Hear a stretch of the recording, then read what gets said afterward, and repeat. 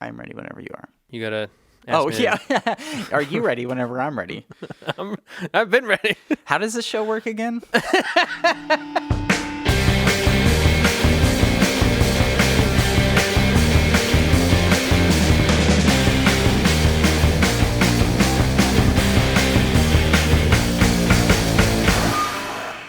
Hey, I'm Blake. And I'm Dave. And this is First Prize Films, the podcast where we each select a genre-specific movie separated by at least a decade and pit them against each other to find out which film wins the coveted title of First Prize. What does that mean for us, Dave? It means a big, fat, fucking nothing. So today we are fighting our way through these martial arts movies. Yes, we are. I'm ready for battle, man. I'm ready for battle. I made Blake watch Mortal Kombat, a video game come to life, and then death, and then life again, and then brutal death. And speaking of brutal, I made Dave watch the 2005 movie The Protector, a film so brutal and exciting that I'm asking Santa for a broken femur this year.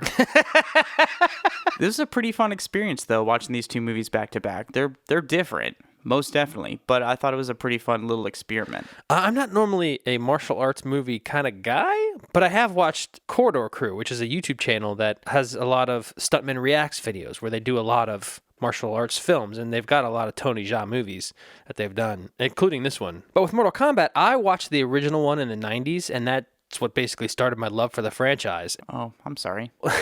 And then I watched the sequel, which was the mistake, because that one was bad. And then a few years ago, I rewatched both, thinking like, oh, nostalgia. I remember these movies were so cool. I can't wait to watch them again. And that was probably the worst mistake I think I've ever made because nothing held up. So I was dying for a new Mortal Kombat movie. And when this came out... So many mistakes were made.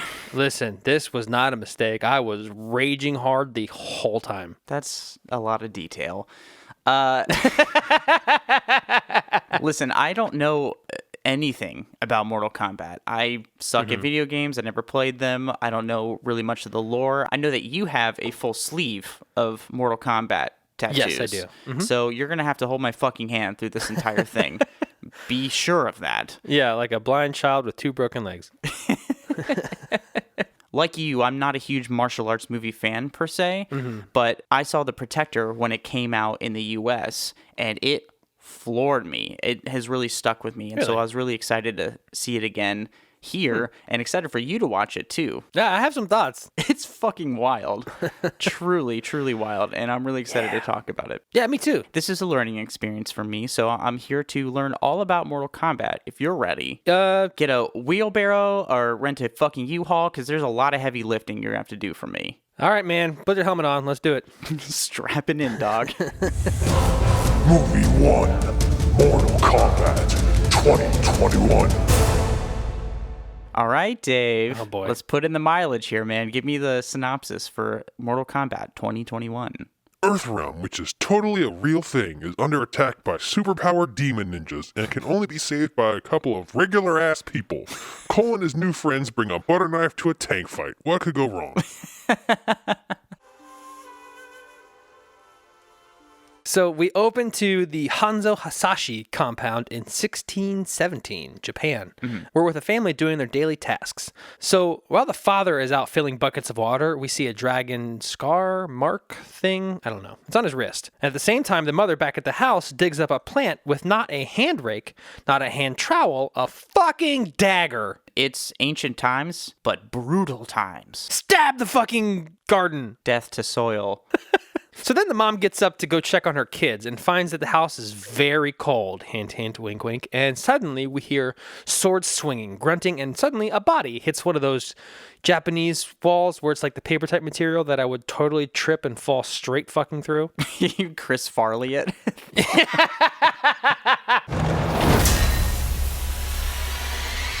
After killing a man up against our paper wall, the bad guy enters as the mom and son lower the infant sister into a hidden compartment. And the bad guy slides open aggressively the paper door. And I feel like he could have just Chris Farley'd his way through it. He should have. It would have been more exciting. So the bad guy's asking where Hanzo is, and the family is like, nope, snitches get stitches, my guy. And that's when we see the bad guy's hand gathering ice shards on it, forming a fucking like ice dagger in the palm of his hand, which would be a really cool trick at parties. Like, hey, who needs ice for their drink? That guy would be the coolest guy at parties, I think. But also, am I supposed to fucking know who these people are? Because I don't. Don't feel left out, because unless you know Mortal Kombat, you are not supposed to know who these people are. Great movie so far.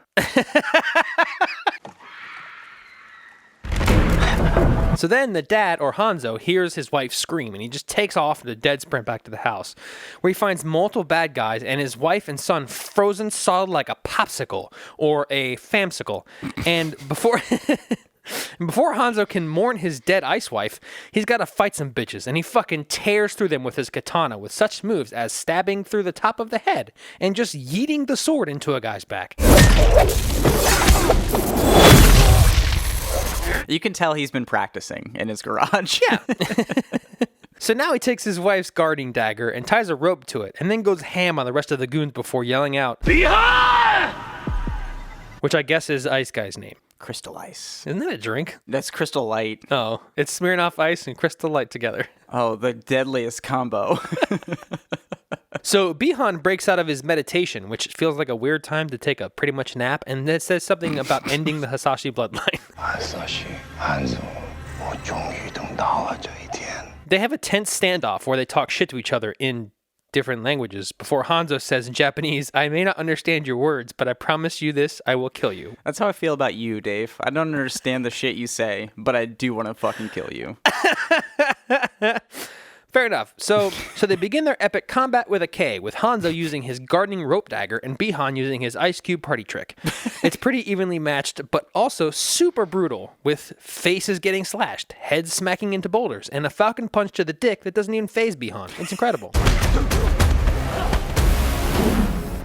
So Bihan gets the upper hand and gets Hanzo on the ground and stabs him with his own rope dagger. Rude. And before Hanzo dies, he says,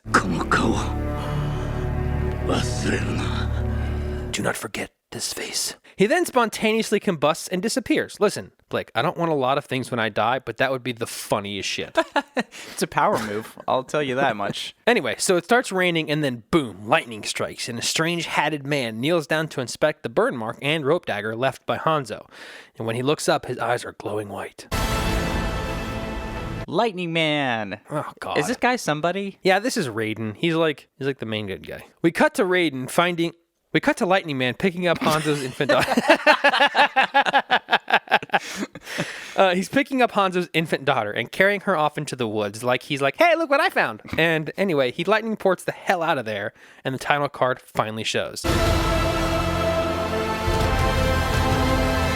So after the credits fade, we get some on-screen text. "Earthrealm is on the verge of catastrophe. Should it lose one more tournament, the savage realm of the Outworld will invade. But an ancient prophecy foretells that a new group of champions will be united by the rise of Hanzo Hasashi's blood." I hope they bring back 90s style trailers so you can get a voice acting gig. So now we see our protagonist getting ready for a fight. Always rely on Cole Young, human punching bag. So we cut to a screaming audience watching Cole fight his opponent with his teenage daughter as his corner coach.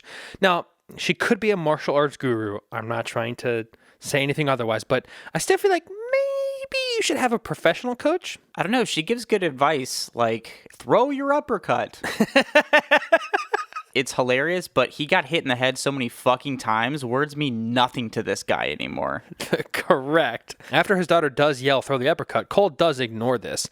And as this happens, some guy walks into the building off the street to watch. Mm-hmm. And right as Cole is about to win, his opponent gains the upper hand, making Cole tap out and lose, which makes the guy in the audience shake his head like, damn. I feel like that's like if you've decided on a favorite sports team just to watch them lose their first game. Right.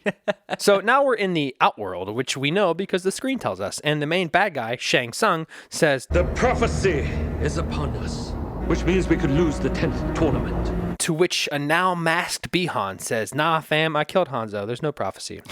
So basically, this guy is like, we can't risk losing another tournament. So instead of leaving everything up to chance, we're going to kill all the opposition before the tournament. Now, I'm not going to say that's cheating, but that is cheating. Whatever. And why didn't they think of this fucking 1,000 years ago or whatever? Why have they never? Know. They're just like, hey, Now let's cheat. Whatever. So Shang Tsung tells the somehow still alive Bi-Han to go enact his evil plan. And instead of being like, yes, boss, he says, I am no longer Bi-Han. I am Sub-Zero. Hearing him say those words made me ice shit myself. So now we're back with Cole post-loss as he has a moment with his family. And his daughter made him a strength bracelet. Damn, even his daughter is like, hey, maybe you could be better at this. She's like, we ain't getting ice cream after this, Dad. But then the disappointed crowd guy from before shows up, and he clearly knows who Cole is, and that makes one of us. We find out that this guy's name is Jax, and he is super interested in the mark that Cole has. Wait a minute, did we see that Cole had this mark? No, we literally didn't see this before. I do have to stop you, though, for a second. As previously stated, I know nothing about any of this stuff. Right. How does this stack up to the video game in terms of characters right now? So far, the only people that are in the video game that we've seen are Shang Tsung, Sub-Zero, Raiden, and now Jax. Cole is not a video game character. Oh, so like our main character is not in the video game? Nope, they made him up. Great. This is great. I love it. Yep. That dragon logo you got, I dig that, man. Where'd you get it from? It's a birthmark. You serious? So Cole is like, yeah, okay, random creepy guy off the street, I'm gonna go. And now he's out at a restaurant with his family when out of nowhere, Sub-Zero shows up and makes it start snowing in July, which is an even cooler party trick. Come take a look at this. It's snowing. So Sub-Zero does that slow serial killer walk towards Cole and his family when Stalker Jax rolls up and is like, Keep the truck, Cole! As they're making their getaway, Jax reveals that he too has this dragon mark on him, and it is in fact not a birthmark, but instead that the two of them have been chosen, and that Sub-Zero is after them. Speaking of Sub-Zero, they pull around a corner and he's just standing there waiting. So Jax sends Cole and his family off with the car to Gary, Indiana. Why Gary? What the fuck is in Gary? Jesus. Of all places. So you play hide and seek. So Jax follows Sub-Zero into a building, and the entire interior is just covered in ice. And Jax tries to shoot at Sub-Zero, who is suddenly behind him. But Sub-Zero freezes the end of the gun as the bullet is coming out, creating one of the coolest visuals I've ever seen in my life. Dude, this is really awesome. I really, really liked this visual. There's some cool stuff in here. Anyway, Sub-Zero freezes Jax's arms off, making it hand-to-nub combat. And even that ends quickly, with Sub-Zero kicking Jax off of a several-story-high platform. Jax is going up against an immortal ice demon, but he was like, oh, I did 6 tours, bro. Like, what are you talking? Nobody cares. Right. Your arms just got frozen off. What are you doing? Cut to a ninja woman with Raphael from Teenage Mutant Ninja Turtle daggers and some fresh how'd I get these scars telling Shang Tsung that Sub-Zero tracked and killed another one of Earth's champions, but another has escaped. Shang Tsung tells her to double the assassins and to leave Raiden, or Lightning Guy, to him, because they didn't win 9 straight tournaments by following the rules. They've been cheating the whole time. And they still suck? Cheat harder. I'm just saying, cheat harder. God damn, dude. So Cole pulls up to a compound in Gary, Indiana, to immediately get his ass kicked by the woman Jax was talking to, Sonya Blade. She's all, who are you? As if she has 0 deductive reasoning skills and Jax didn't just fucking call her earlier. Listen, I thought Sonya was just a regular resident of Gary, Indiana. What is this? We needed a safe place to run our operation. This is where we keep all we've learned about the dragon markings. So they go inside her compound to her Charlie Day It's Always Sunny string board showing all of the people with markings. Love this. So we find out that Jax got his marking because it transferred to him after he killed someone they were tracking, which had to feel like bad news bears for Cole. Yeah, and props to Sonya here for just like laying it all out. I'm not one for lots of exposition, but I fucking needed it, so. As Mortal Kombat. Did you make that last part up? After Sonya tells Cole that the markings are an invitation to Mortal Kombat, we hear another voice. It's a guy chained to a chair, as if that's completely normal and not a giant red flag. I hate to interrupt your bullshit, Blondie, but I gotta piss again. This is Kano. He also has a marking, but Sonya doesn't. She wasn't invited to the party, but she's trying to go anyway. You know, like that dude in the front of a club who's like, dude, check the list again. That's her. She's a little less douchey, but she still wants to get into the club. Sonya and Kano argue back and forth when the lights flicker and then go out. Sonya and Cole start looking around when an invisible being just starts whooping all of the ass. While they're trying to fight this thing, it jumps up into the rafters, revealing itself for a quick beat. It looks like this humanoid Komodo dragon looking thing. Oh, I just call it Sneaky Lizard. Sneaky Lizard. I hate you and everything you stand for. So as they're trying to fight Sneaky Lizard, Kano breaks free and helps Sonya and Cole. And after some pointless flips and shit, Sonya stabs the reptilian in the chest before Kano pulls the knife out and shoves his fucking hand all the way through the reptile, pulling out its heart in the process. Kano wins. We cut to our crew parachuting down to a desert somehow, and after hours of Kano not knowing where the fuck he's going, out of nowhere, they see a guy with 80s Jackie Chan hair approaching them. Where's his friend Chris Tucker? I need some quippy one-liners. So Kano starts talking shit to this guy who shoots a fucking fireball at him like a 90s arcade game and knocks him down. I'm not your enemy. I'm Liu Kang. He's also a champion, and they follow him back the way they came to the temple. So Liu Kang leads them through the tunnels of this temple with a fireball hand and tells them they have to train hard to find their inner power, or arcana, or they'll lose everything. No pressure. Also, Jax is in this temple, still armless. Wait, Jax is still alive? Yeah. How? I don't know. Maybe the ice cauterized his wounds. What? I don't know how science works, but sure. What is science? So they arrive to Lightning Man, who is like, really? This is what I have to work with? And Cole is trying to make his case when Raiden says, There's nothing for you here, only death. Yeah, cool. Take me home then. Straight up. Fast forward a bit, and Sub-Zero shows up and is about to kill Liu Kang when all of a sudden a spinning metal hat comes out of nowhere and knocks Sub-Zero down. And suddenly, this guy portals up through the ground, but like into his own hat. Yeah. So he also has a cool party trick. Show up, have a cocktail or two, let them do some party tricks, and get the fuck out of there. So this is Kung Lao, and he can portal with his frisbee hat. Shang Tsung is here now with Katana, the Joker Scars lady, and he has a standoff with Raiden about the rules he doesn't care about before he tells his ninja demons to kill them before Raiden pulls down a lightning barrier. Lots of words you just said, Dave. I don't know what they all mean or who all these people are exactly, but sure. So now we get a moment with Jax, who has metal paperclip arms now, and Sonya, where Jax is all downtrodden. Sonya's basically like, dude, stop being a pansy. And it works, I think. Dude, Robot Arms Jax might not be good for Mortal Kombat, but boy's gonna be good as hell at Mortal Ping Pong. I want to be on his team. Now we see a bunch of training scenes where Cole still sucks and Liu Kang is making a fool of Kano with basic leg sweeps. After Liu Kang tells Cole that the Akana... It must come from your soul, whatever it is that drives you. Okay, great, but how do you bring it out? This is not helpful. Anyway, so now all the fighters are having dinner, like the world isn't about to end, and everyone is giving Kano shit, pissing him off to the point of yelling, when all of a sudden a laser beam shoots out of his eye. Cut to a pouting Cole who is approached by Raiden. You have failed to find the Arcana. Without it, you are liability to the others. And he goes on to tell us that Cole is actually a descendant of Hanzo, but is a disappointment. So basically, give up, go home, you suck. Hanzo's the guy from the beginning, the fire guy? Yes. Nice.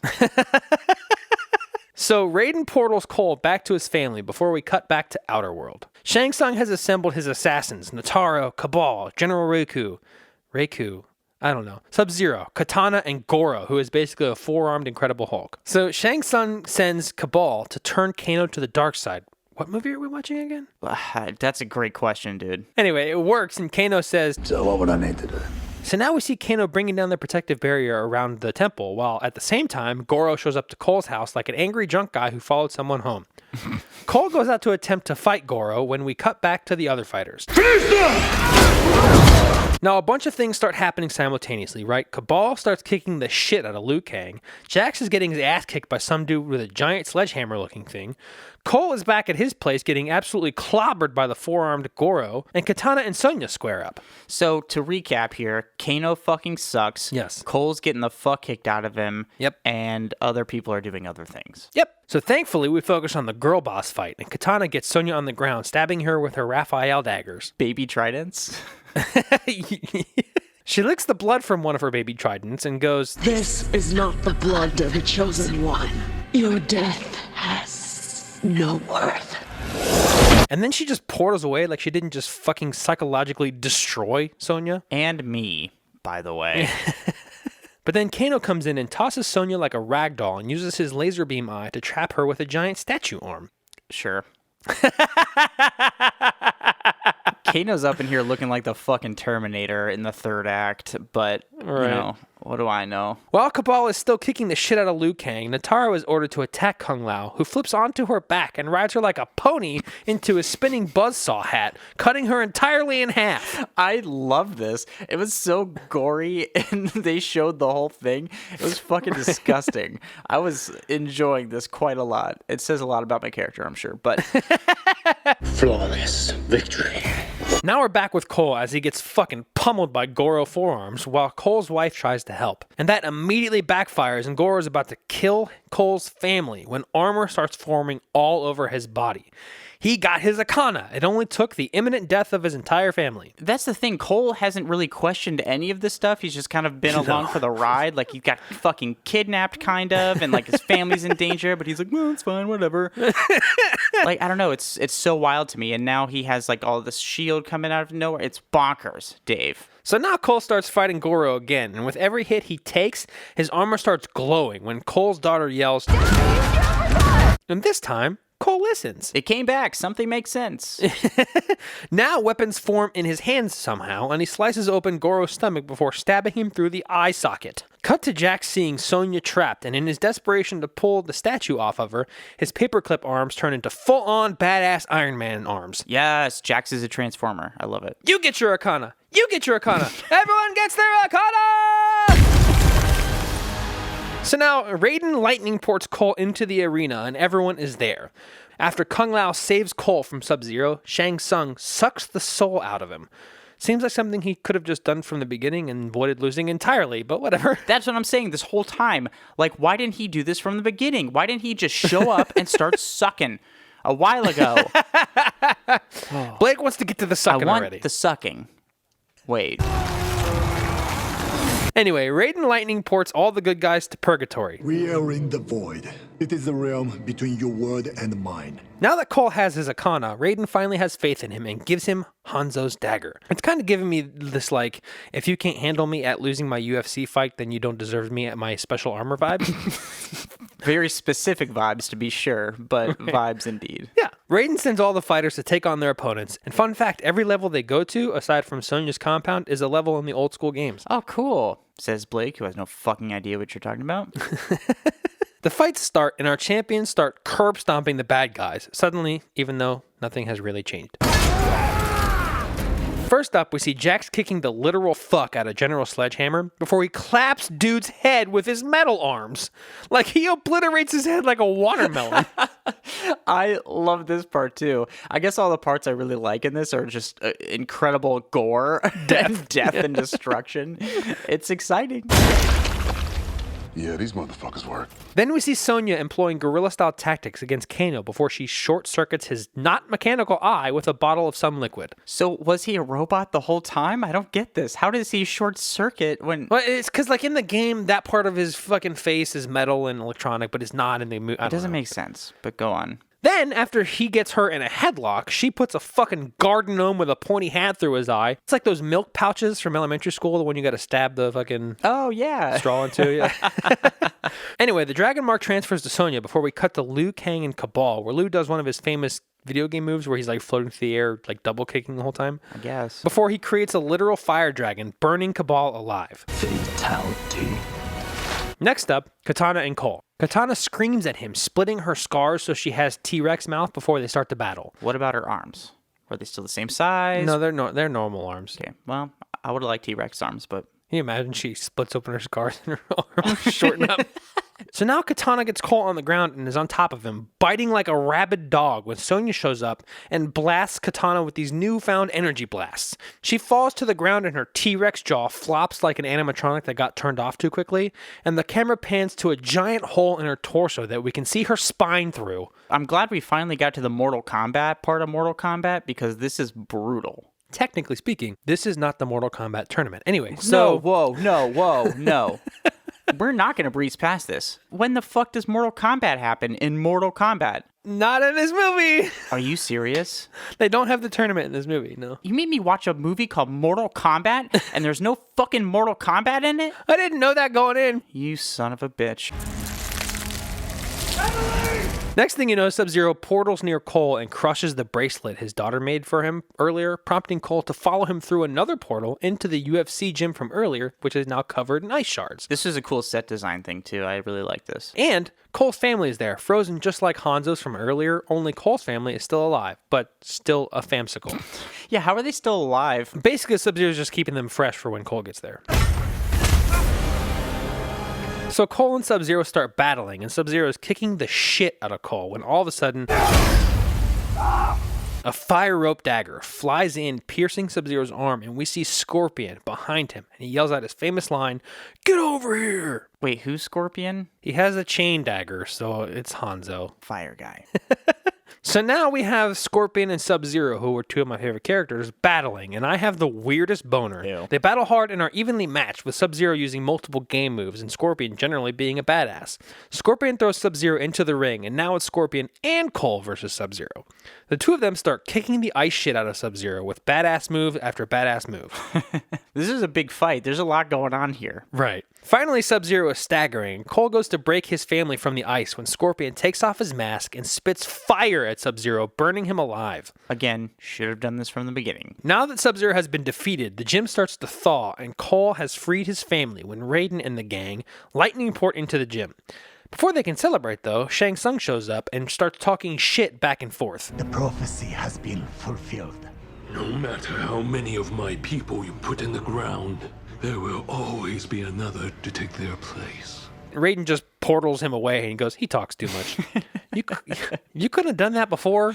This movie is full of, you could have done that before moments. This movie shouldn't have happened, if we're being honest. This movie should not exist because all these things should have happened centuries ago. Like the first time Shang Tsung shows up, Raiden could have just been like, nope, and portaled him out. Boop, nope. The whole movie's people portaling each other places. Today we are victorious, but there are other enemies to fight. So now Raiden says the fight is not over, and he will assemble new champions and tasks his current fighters to find said champions. And we cut back to the UFC gym sometime later, and the asshole from the beginning approaches Cole, who's gathering his things from a locker. And they have a little dialogue about a new fight, and Cole's like, nah, I don't fight for $200 anymore. Does he get residual checks from Mortal Kombat? Sure, he's got mortal currency. So the... So the asshole's like, well, where are you going to go? And Cole's like, Hollywood, which I was excited about this, but then I was like, Blake's going to have no idea what I'm talking about. But they're referencing Johnny Cage, who's a character from the games, who is an actor, who's also a fighter. Anyway, they're setting up a sequel where they're going to go get him. Yeah, like, I didn't know why it was a sequel setup, but, like, I fucking knew it was. And I also have in my notes that if Dave makes me watch another one of these things, wherever you fucking are, I'm going to find you. Well, probably going to be in the same room as you at some point. So for your sake, I hope not. Anyway, the dragon logo appears on screen, and a new badass version of the old school music plays. Roll credits. So to be clear, no Mortal Kombat happened in Mortal Kombat, and I feel like I got ripped off. There was Kombat with a K that was like of the Mortal variation, but the Mortal Kombat tournament did not happen. Sure, whatever. Justify it however the fuck you want. I will say, though, I did have fun with this movie, even though I didn't really know what was going on. Lots of really fun action and lots of really gory-ass stuff. That was kind of fun. Really brutal shit. it was interesting. Well, I sense the confusion in you. They did that on purpose because in the games, that's like a huge part of it. To be confused all the time? No, the brutalness, you fucking dickbag. Say that if that's the case, then I feel like I experienced the game because I was just confused all the time. Well, maybe I will do a little more research, and you can let me know in 4 or 5 movies, whenever they get to the Mortal Kombat, maybe I can watch part of that. All I hope is that they kill off Cole and don't make a random character the main character. Was that a big deal for you? I mean, it wasn't a big deal, but it was like, why the fuck did you do that? I thought it was interesting because he's a normal kind of guy brought into this extraordinary world. Yeah. And we get to kind of experience it through his eyes. But I can see how it'd probably be annoying to people who really like the games and the lore surrounding this whole thing. Narratively, it definitely makes more sense, and it's easier than picking one of the other characters. Okay. I just feel like it's probably smarter that they made someone up so that they wouldn't have pissed off like any of the fans. That is a tall order, I think, for a big franchise like this. Like, nobody's going to be perfectly happy with anything you do. No. So you just kind of have to pick something and go with it. Yeah. Speaking of being confused, let's get into The Protector, where I was confused by several aspects of this movie. I'll give you that. It's a narratively confusing film. But we're going to get into it. I think that sounds like a good idea. Let's fucking do it to it. Movie 2, The Protector, 2005. All right, dude. Your turn. Give me the synopsis for The Protector.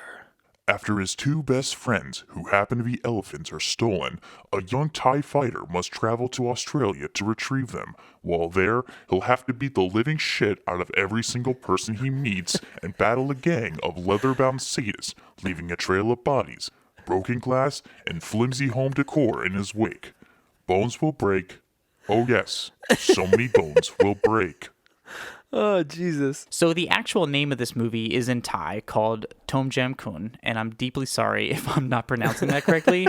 It's going to happen a lot in this film, so stick with me. Right. Right up front, this is a Thai language film, so this is a warning that this movie is a mix of subs and dubs. So we're just going to do our best, okay? Right. And it's also dubbed twice for some reason sometimes. Even the English is dubbed back into English. We hop into this movie in the most action-packed way possible, with a block of text. It's fucking like the Star Wars paragraph. Right. It's important, though, because we learn that Thai kings rode to battle on elephants and derived their power and spirit from them. Yeah. These elephants are entrusted to a select group of warriors trained in Muay Thai martial arts, and these warriors are called, wait for it, the Protectors. Oh, boy. I gotta ask, you got little tiny humans protecting big-ass elephants? I'm not going to try to explain somebody else's culture to you. Fair enough. But I'm just going to go ahead and believe it and not question it because that's the only way this works for me. Yeah, fair enough. Now we get to meet our main character, young Kam. He's part of a family of these protectors, and we see him playing with elephants like most kids play with cats and dogs, you know? Right. It's adorable. And just so everyone knows, these are not CG elephants. Yeah, they're fucking real. They're the real deal. They have agents, they wear sunglasses, they drink non-fat soy lattes, so don't be disrespecting them. But speaking of respect, we watch as two elephants wander off into the jungle to have sex. We're really fucking watching two elephants going in the forest. The fuck? We don't see them have sex, but boom, it's 10 years later. How long do elephants fuck for? 9.5 years. I'm pretty sure. Because an adorable baby elephant comes out of the jungle. Oh my God. It's really cute. Now, Kam is a full-blown man, and he's turned into the actor and martial artist Tony Jaa. Yeah. When I grow up, I want to be Tony Jaa. Can I transform into Tony Jaa? So Kam wrestles and plays with the baby elephant, whose name is Korn. That's Kohrn. Not Korn. Now that we've received some clarity on that, Kam and Korn are having all the fun until poachers show up, Dave. They're on the scene and they try to abduct baby Korn. Oh, God. But instead, they kill Korn's mother. We just blew past his Bambi moment. Yeah, we don't have any time for this kind of grief, Dave. We got to get to the ass kicking, okay? First, Kam has to learn Muay Thai, per family tradition, so he can protect the elephants, specifically baby Korn and his elephant daddy, Poor Yai. But that's a cool family tradition. I think my family's only tradition is getting, like, blackout drunk at barbecues and pissing our pants. Is that family tradition or Blake tradition? Listen, no further comment. My slacks may have a few words, but short of that, we're moving on, Dave. อย่างน้อยๆจะได้ไม่เสียทีที่เกิดมาในตระกูลของทหารจตุรังคบาท We get a montage now of Kam. He's learning Muay Thai alone in the jungle, and he uses the elephants as gym equipment. As gym equipment. Like, use what you got, I guess, but I do have to hand it to the elephant casting director at this point. Top-notch talent. There's an elephant casting couch in the middle of the jungle. He just got a little clipboard. Next! What's your name? Can you spell it for me?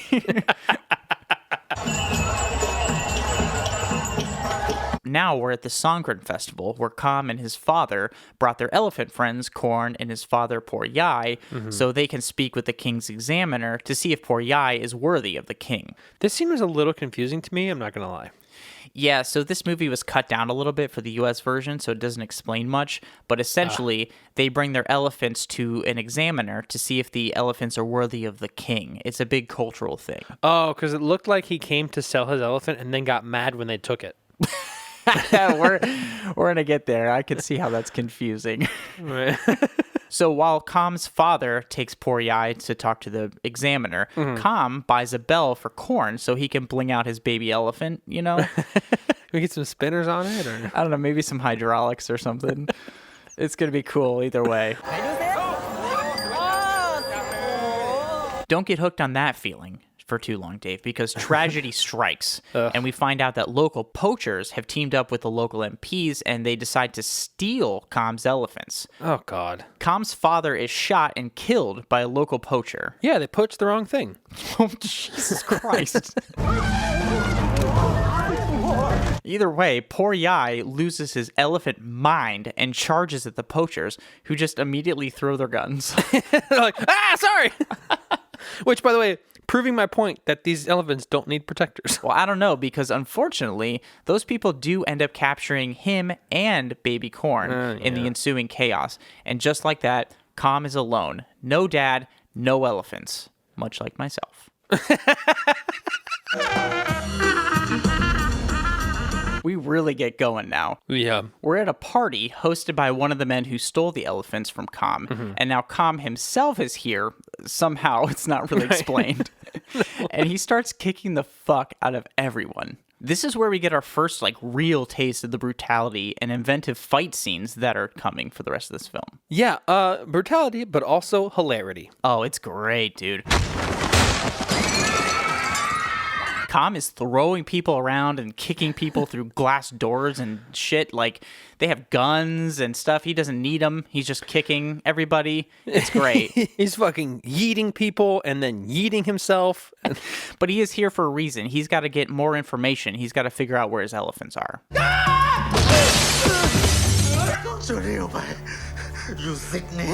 So he learns that the elephants went to a man named Johnny in Sydney, Australia, and he gets a picture of him outside of a restaurant called Tom Jam Kun. Now that Com finally got what he wants, a gallon of blood and information, he's out of there. And I guess the only way to escape from this place is boat? Speed kayaks. Cue the boat chase. Com steals a boat and is being chased by the bad guys also in boats, and it's just fucking chaos. Yeah, they take out a house and a gas station. Dude, things are exploding. Buildings are toppling. Bodies are flying everywhere. And apparently, Com is just a professional boat driver too, because he's literally kicking bad guys while driving the boat. And just when you thought there literally couldn't be any more action, a helicopter comes from literally nowhere. Right. I'm like, oh my God, they have a helicopter? Excuse me, had a helicopter? Yeah. Com skids his boat to a stop, and the bad guys hit his boat and ramp off into it and into the helicopter, and it fucking explodes. Both things are made out of gasoline. It's insanity. So have you caught your breath yet, Dave? Good, because we're moving on. The explosion doesn't even finish when we just hard cut to 2 weeks later in Sydney, Australia. So Com gets off the plane and into a cab, and here we pretty quickly realize that since the movie has finally introduced some action, it just can't fucking help itself. The cab Com gets into happens to be driven by an unaffiliated criminal who's on the run from the police. So right, this dude is just waiting outside of an airport in the taxi that he stole. It's like, I stole this taxi, but I'll pick up a few fares, get a little extra pocket money. This is the part of Grand Theft Auto where you've stolen a taxi cab and you get that optional side mission of picking up a passenger. Stolen taxi reported in last night's 1029. Hang on. Now we're speeding through the streets of Sydney, being chased by the cops, and they get cornered, and the driver is shot dead by a cop, Lieutenant Vincent. Yeah, they just shot the taxi driver. What in the America? To be fair, the taxi driver was speeding, so... The cop who shoots him is Lieutenant Vincent, and Com ends up just running away, and the chase is on. It's like he was a victim of this, and takes everyone get him! It's fine, I'm here for it, it's exciting. Because now Com gets cornered himself, and before Vincent can shoot him, a uniformed cop named Mark steps in his way, played by Pechtai Wongkamlo. I will handle this, detective. Vincent begrudgingly agrees. We're kind of setting up that Vincent is a dirty cop, so keep that in mind. Why'd the lieutenant shoot him? Don't you think he went a bit too far? That scum was up to no good. Now we finally get a second to catch our collective breaths, and I get to use my inhaler for probably the fourth time. We're in the car with Mark, the cop, his partner, and Com. And they're on the way to the police station when Mark decides to stop by the restaurant Tom Jam Kun, because maybe all that running made Mark hungry. I don't know. Who knows? Anything new? No, it's been slow. Yeah. How come you never come by the restaurant anymore? Well, I've been very busy. So he talks to a lady at the restaurant when none other than Johnny comes strolling out. If you remember, Com came to Australia to look for this exact guy who apparently has his elephants. It's a coincidence of global proportions, but get used to them because a lot of them happen. Johnny! Just calm down. So once Mark is back in the car, Com starts freaking the fuck out and actually causes the officers to wreck the cop car. Com jumps out and uses a brick wall to get out of his zip cuffs, and he's just fucking gone. So this guy just frictioned his way out of fucking zip tie handcuffs? He's crafty, if nothing else. So now we cut to an office building downtown where we meet another antagonist, Madame Rose. She's a member of the Chinese gang who stole the elephants. Right. I guess when drugs and money aren't enough for the gangs, they come for your pets, Dave. We control the drugs. We have all the money. Let's steal an elephant. We get explanation for this later, but yeah. Rose has been trying to prove herself worthy of running this gang to her uncle, Mr. Sim, but after making some bad turtle soup, she's farther away than ever, Dave. He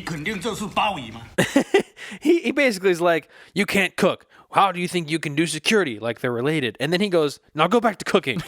You just said she couldn't. What do you do? While this whole turtle soup kerfuffle, while that was going on, I guess Com was wandering aimlessly around Sydney, but it paid off because in another coincidence of global proportions, Com runs right into Johnny. Naturally, Com screams about his elephants and wants to fight Johnny. And as pretty as Johnny is, he's no bitch, Dave. He can fight too. He runs up and kicks the shit out of Com twice. Now, Com has to fight his henchmen, and in another wild action scene, we're jumping over bridges and onto moving trucks, and finally, Com is met by this skinny henchman guy who has a knife. Knife guy. Also, I have never in my life been running from something or someone, and nope, that's the whole sentence. Well, luckily for this knife guy, Com doesn't have to beat him up. He literally jumps and kicks out a streetlight to show Mr. Noodle Arms here who's the boss. Sweet flex, but go on. It is a sweet flex, Dave. Your sarcasm means nothing to me. Also, quick and interesting tidbit here. Tony Jaa, who plays Com, co-choreographed this movie with Panna Ridikrai, and they created a new style of Muay Thai for this film, which translated is called elephant boxing. So all the stunts I'm describing are done for real, and it looks fucking awesome. Jesus. But now, realizing that Com could have just caved his head in, our little skinny Noodle Arms guy, he takes Com to Johnny in a warehouse where we get another fight scene. By the way, I'm pretty sure this fight scene here, is one of the scenes that I've seen on the Corridor Crew YouTube channel. It's an awesome fight scene, I gotta say. Right. And I guess Johnny doesn't really have enough men with him because he uses some sort of train horn or something to call in all the X Games rejects from across the city. These guys are swinging fluorescent light bulbs at him. There's motorcyclists, BMX bikers, rollerbladers. There's a fucking ATV in here. And they're hopping in and out of train cars trying to kill Com. Right. It's wild. And a lot of this is done in long floating takes. So we're seeing all this happen kind of in real time. All this ass kicking must have really tired Com out because we hard cut to him just asleep in an alley next to a trash can like his batteries ran out or something. He's just like, I'm going to gear. So we meet a new character. Her name is Pia. She's a sex worker and happens to walk by and see Com, so she takes him in so he can get some rest. Against pretty much all good judgment ever. That's such a horrible idea. Let me just bring in the guy passed out on the sidewalk. But at the same time, Johnny, who fucked off before, right? He informs his boss, Madame Rose, about Kam, so now the whole force of the Chinese gang is about to come down on him. Yeah, which seems like a giant waste of resources. One Thai man with a red scarf is enough to fuck this whole Chinese gang up. Apparently. They need to go on Shark Tank or something, get some business advice for Mark Cuban. I don't know. Right. They're doing it bad. You're meeting the police commissioner in half an hour. All right, Johnny. I got it. You know where the spa is, right? I know. Don't be late. I'll leave now. So now we're starting to realize all these things and people are connected. Yeah. Pia, who took Kam in, knows Johnny, and she's sent to work a meeting between the police commissioner and the head of the Chinese gang, Mr. Sim. And who else is there, Dave? Our inept cops from before, Mark and his partner, Other Guy. I was going to guess Batman. They work security detail for Vincent at the meeting here with the police commissioner and Mr. Sim. Both of these guys are relaxing in a mud bath with some working girls. Things are off to a good start here, but you know what the first thing the police commissioner does? What's that? He pulls out a video camera and starts recording. Why would you record your own nefarious and illegal acts? Exactly. Like, my dude, your Pornhub account can wait. Be in the moment.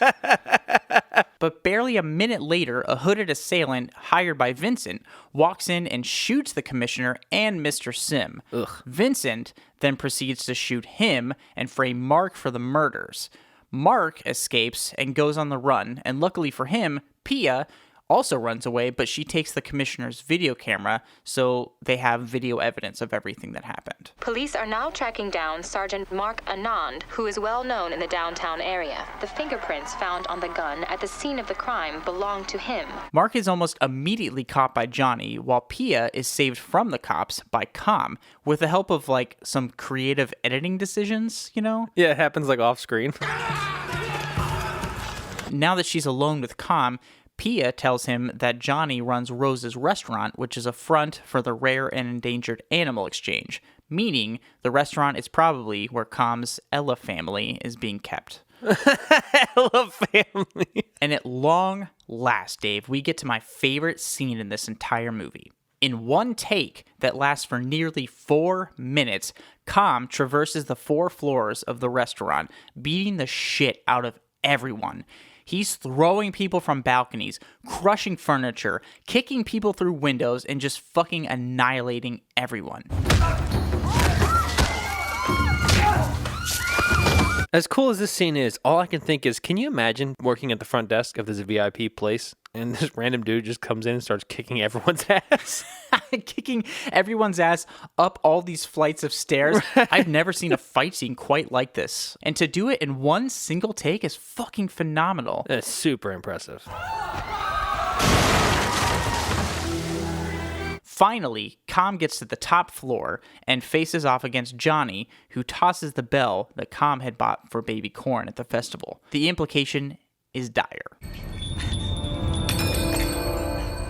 And while I wouldn't really call Tony Jaa a great actor in the traditional sense, he can really get across his rage and sadness in his facial expressions and the way his fight choreography progresses. Yeah, I agree with that. And specifically, in the ensuing fight scene, Kam steps on this henchman's foot and punches him so hard backward that his leg snaps. It's awesome. Yeah, bro, it's the Incredible Kam. He also gets a chance to kick Johnny through a window inside of a door, and I clapped. You clapped, but the patrons of this forbidden restaurant who waited till the fight was over leave in disgust. Fuck them. So having killed and maimed countless people now, Kam finds a room full of chained up women and our old pal, Officer Mark. Hey! Kam rescues Mark. Yeah, and only Mark. We'll get to it. But while him and Mark hide, they happen to find baby elephant corn.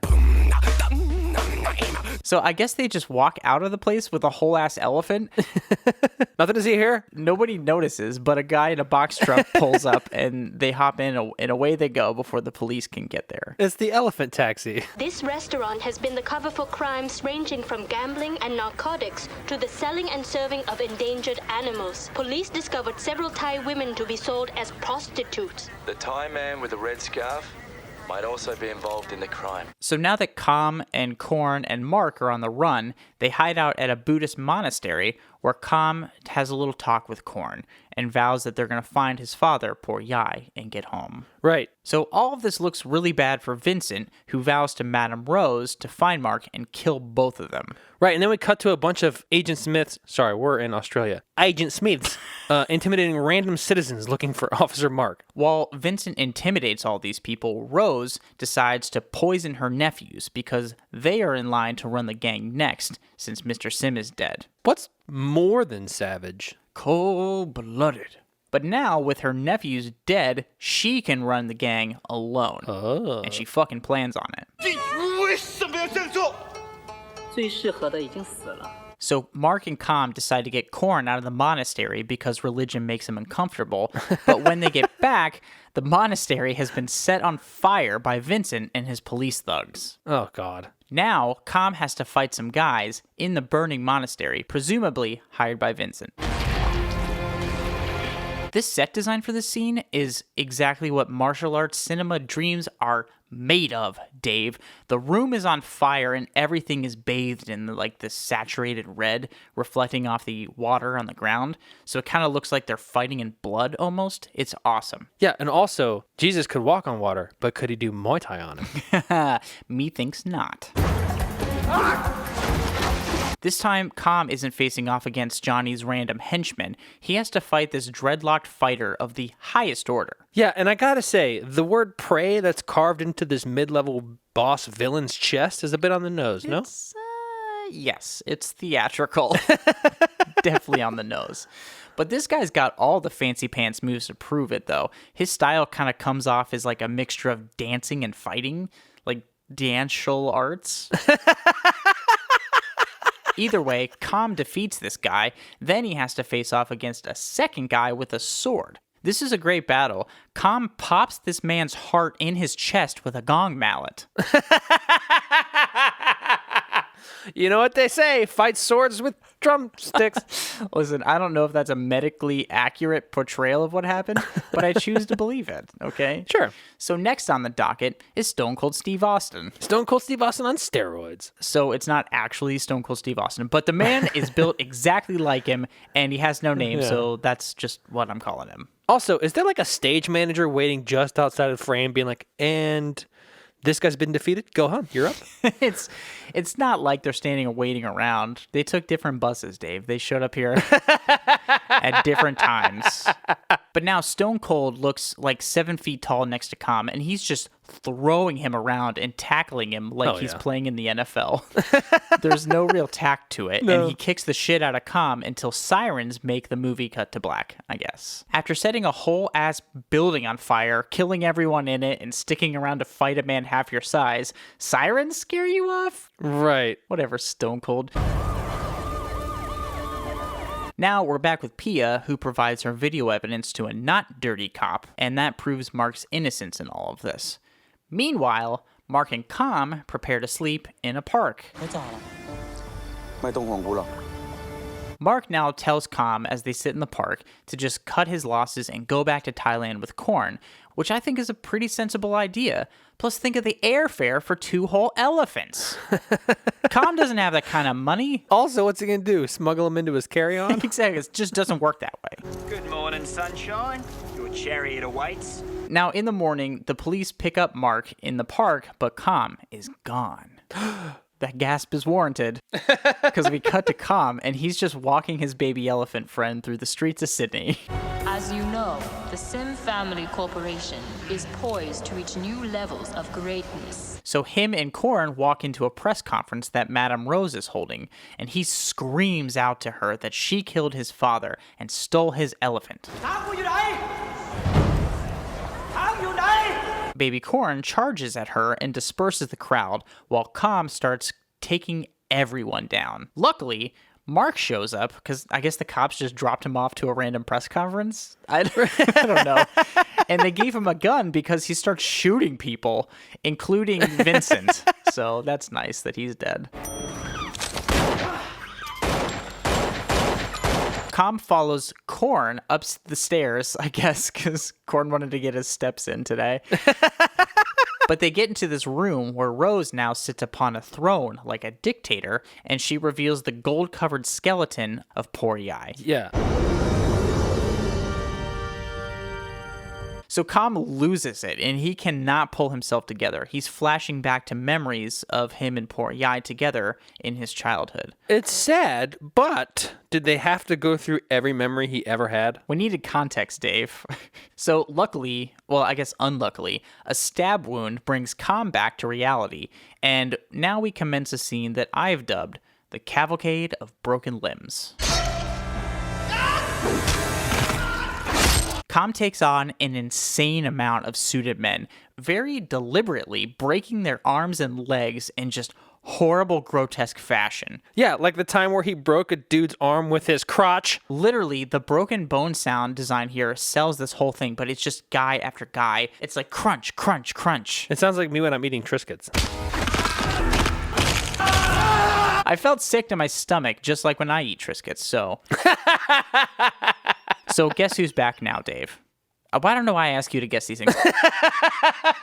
Oh, I was going to say Batman. It's Stone Cold Steve Austin, and he's fucking jacked on pre-workout and ready to toss some tiny Asian men around. So in a crazy scene amongst a sea of crazy fight scenes, 3 buff dudes also enter and join Stone Cold Steve Austin, and they start beating up Kam. And as to not leave his friend Kam to fend for himself against these 3 buff dudes, our cute little elephant buddy, Korn, comes to the rescue. But not so quick, Dave, because one of the buff dudes... Sorry, I need you to prepare for this, actually. One of the buff dudes picks up and throws the baby elephant across the room. Korn must have been launched into fucking orbit because he's just gone now. We don't see him for a minute. He's stuck up in the rafters. So now Stone Cold tosses Kam into the elephant bones of poor Yai, and Kam acts quickly. He grabs 2 of those broken bones, which are very sharp, and uses them to cut all of the tendons in the buff dudes' bodies. Effective, but ew. So, with all of her men basically dead or disabled, Rose escapes to a waiting helicopter in front of a poorly matted green screen. Kam is not having any of this. He kicks her down before she can get on the helicopter, and then leap kicks a man out of the hovering helicopter. Like, holy shit! Yeah, the jumping light kick came back. Rose is able to grab a rope that hangs from the helicopter at the last second as it starts to fly away. And in a shot straight out of the fucking Fast and Furious movies, oh Lord, Kam runs and leaps off the building, kicks Rose off the rope in midair, and they both come fucking crashing through the glass ceiling of her elephant bone temple. We cut back to a deeply hurt Kam who is splayed across the tusks of poor Yai, mirroring how he used to ride him around when he was a kid.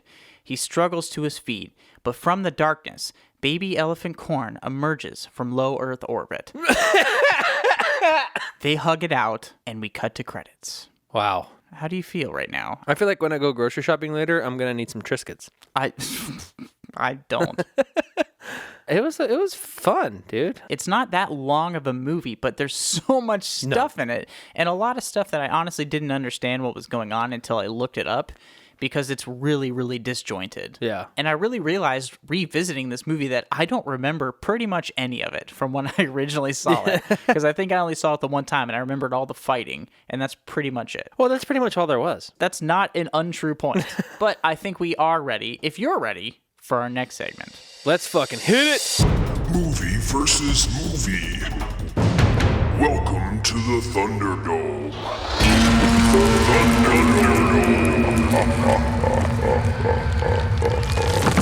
This place fucking rules. All right, Dave, I just got back from my bone doctor. I don't have any broken bones, but I do have osteoporosis.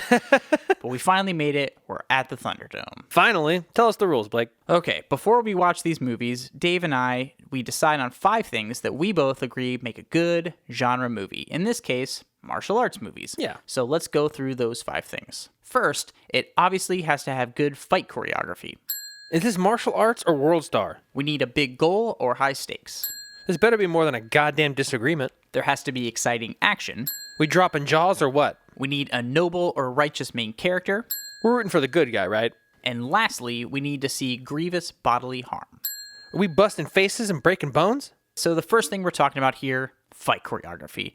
And I mean, what needs to be said that I haven't already said about The Protector? I mean, a new style of Muay Thai was developed specifically for this film, and it's fucking awesome. The moves are incredibly brutal and elegant, but on top of that, they're presented in a lot of long takes, so we get to actually see the fighting in real time, not broken up or enhanced by a lot of edits. That takes confidence as a fighter, but also as a filmmaker. Yeah. And I feel like in less trustworthy hands, this film would probably hold the record for like the most on-set deaths or something. Yeah, probably. It is fun to watch, but with with Mortal Kombat, I think that it has some of the best fight choreography I've ever seen. What? I didn't say martial arts. I said fighting. Okay. Because a lot of the moves are insanely cool. Like when Liu Kang just hangs in the air and is just bicycle kicking the dude over and over. It's cool.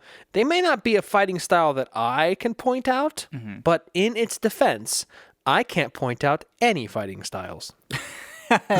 That's true. I had to have this one told to me because I have no fucking idea what's going on. It's interesting. I do have to say, like, there's some cool fights, absolutely, in Mortal Kombat. There was some entertaining stuff like that in there, for sure.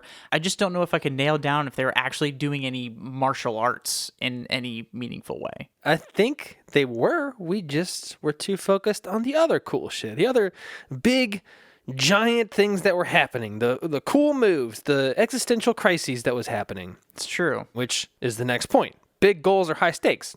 And with Mortal Kombat, the heroes are fighting for the entirety of Earthrealm. I don't care that I don't know what that is. It's still huge, okay? It sounds important. Because if they lose, the entire Earthrealm is fucked. Listen, while Kam isn't fighting to, like, save the world per se, he is fighting to save his elephants, which are incredibly significant to his culture. So he's essentially fighting to save his family and preserve his traditions. He also just happens to take down a major drug ring, a crime syndicate, a sex trafficking ring, and an illegal animal butcher shop while he was at it. I mean, yeah, it was by accident, but go on. Here's the thing you really actually need to realize, though, about being an elephant owner, Dave, such as myself, is that there's never a dull moment. It's always exciting. And guess what? There's lots of action. Flawless transition. And at the risk of sounding like a broken record, though, The Protector has the most exciting and awesome action I've seen in a movie in a while. Every action scene is different, dude. And not only that, they're all creative. They utilize the environments they're in to, like, push that action even further, like using surrounding props as weapons and springboards to, like, jump around on. It's not only visually engaging, but knowing it's one man versus everyone is remarkably exciting. I will give you that a lot of the action that happens was holy shit worthy, you know what I mean? Yeah, totally. But with Mortal Kombat, this movie is front to back exciting, okay? Sick fight scenes, brutal kills, amazing abilities, and incredible character doing all of these things. I'm talking portals, ice shooting, fire throwing, four-armed villains. Bro, it's no contest. See, I agree there's some exciting stuff in there, absolutely, but it would be more exciting if I knew who the fuck anybody was or what was going on. Well, okay, but the thing is, you're focused too much on the characters of this and not the action, which is what we're talking about. You yourself said all of the brutal scenes were amazing. No, I agree. They are brutal and they're awesome and visually fun. It was just tougher because the characters I don't know anything about, so it was less memorable to me. Well, I think you're conflating two things that don't need to be conflated. The exciting action that we're talking about and the characters, which leads us perfectly into our next point, noble or righteous main characters. Cole is noble because he is learning to trust in himself while fighting not only for his family, but also the entire Earth realm. How do you get more noble than that? I get it, but he's kind of brought along against his will and then like has to rise to the occasion, which is fine, but not really noble from the beginning. And I don't know if there's a character, in my eyes, more noble than Kam. Because he traveled to another country to retrieve his elephants to honor his culture and his task as a protector. He's not there for money, fame, women, or to see Johnny's hairdresser, who does a fantastic job, by the way. He's just there to do what he has to do at all costs and get home. He puts his life on the line almost every minute of every day he's in Australia, and I really admire his determination and incredible sense for just showing up wherever the bad guys happen to be. I mean, yeah, fighting for your culture is big, but I don't think being ushered into a role makes it any less noble once you take it on. No, you're right. These are two different situations, absolutely. And I think both are noble in their ways. But for me, Com is very much from frame one about his elephants. And we kind of get to see all the culture and everything that he's ingrained in and learned about. So it feels really big as he goes to Australia and takes these things head on. I really love that, and I really attach to him that way. Just because there's a break between when Cole is ushered in to when he actually is the noble guy, I don't think that really takes away from anything. Speaking of breaks, we gotta move on to grievous bodily harm. So Com might not be sawing people in fucking half, but the doctors in Sydney were definitely working double shifts just to get all these people's limbs straightened out. I mean, holy shit, dude. Like, almost everyone in this movie gets physically harmed in one way or another. Yeah. Even the elephants, which is sad. Yeah. I don't like that. Don't hurt your local elephants. They're fine. Leave us alone, PETA. And with the way it was shot, it feels like super visceral and real, which kind of, again, made me sick to my stomach a little bit. Yeah. And it might not be like the most disgusting thing. Like, there's a lot of disgusting stuff in Mortal Kombat, which is great. But I think this is certainly an incredibly effective presentation that still made me shudder. Yeah, there's a lot of broken bones. And a lot of them in a row at last, 5 minutes? Yeah. There's a lot of bodily harm. Mm-hmm. However, Mortal Kombat is famous for its bodily harm. Yeah. Like, the games, even from the 90s, all the blood on the screen and everything, that's the biggest thing that people remember about Mortal Kombat is just how brutal everything is. And especially in this particular movie, we see someone get their soul sucked out, someone get cut in half vertically, we see someone's spine through a hole in their body, and like Goro, the four-armed villain, gets stabbed in the eye socket by Cole.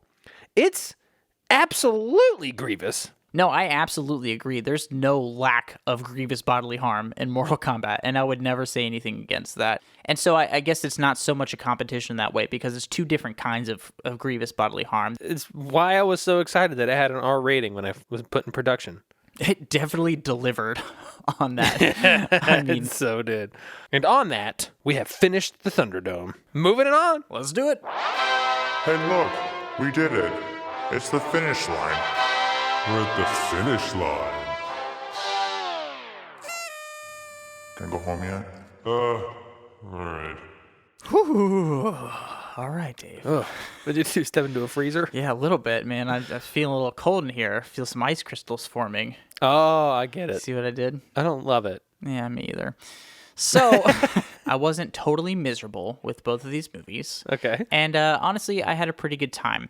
But if we're talking about martial arts, I don't really think there was much martial arts in Mortal Kombat at all. And knowing what we know about the Protector, about a new style of Muay Thai being developed specifically for this movie, it's wall-to-wall martial arts. There's not much of a story per se, like when you actually watch it, like it's narratively all over the place. Yeah. For sure. It's just kind of like a hat rack for action. Yeah.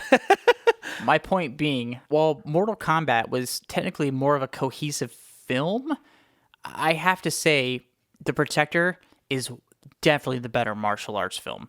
It was fucking awesome and a blast to watch. I highly recommend anybody who likes fighting in general or martial arts in general, watch this movie. It's unbelievable. So, my official pick for First Prize Films is The Protector. Listen, there was a lot of really good martial arts. Everyone at this point knows that I am a huge Mortal Kombat fan. Yeah. So it was pretty much a given that I was going to tell you from the beginning. Mortal Kombat is the better movie. There is no doubt in anybody's mind that that was going to happen.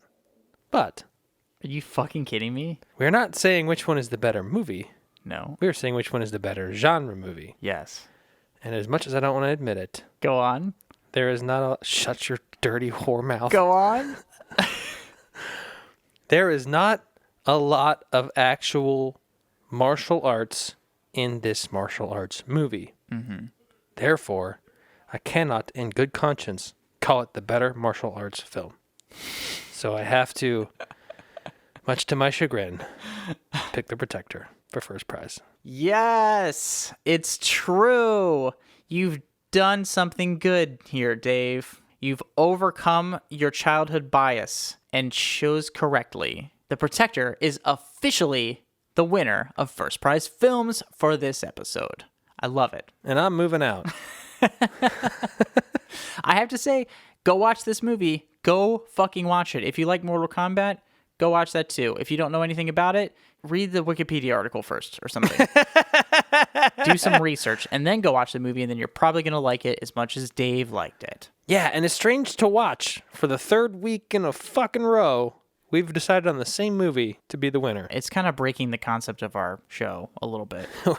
We have made a grave mistake, sir. Sorry. Hey, First Prize listeners, thanks for tuning in this week. Thanks for kicking ass and taking names with us. If you enjoyed this episode, if you enjoyed hearing me overcome a childhood bias, consider subscribing to our socials. It's at First Prize Pod on all platforms, and that includes Facebook, Twitter, Instagram. We're on TikTok and YouTube as well. Also, don't forget to check out our website. It's firstprizefilms.com. Yep, we do this for free because Tony Jaa will snap us in half if we don't. So if you'd like to support us, consider rating and reviewing us on Apple Podcasts, or even just telling your friends. Join us next week as we cut our way through these horror slasher films. Yerp. We're going to be taking a stab at Halloween 2007 versus Scream 1996. Yeah, it's going to be scary as fuck. Or something. See ya! Bye ya!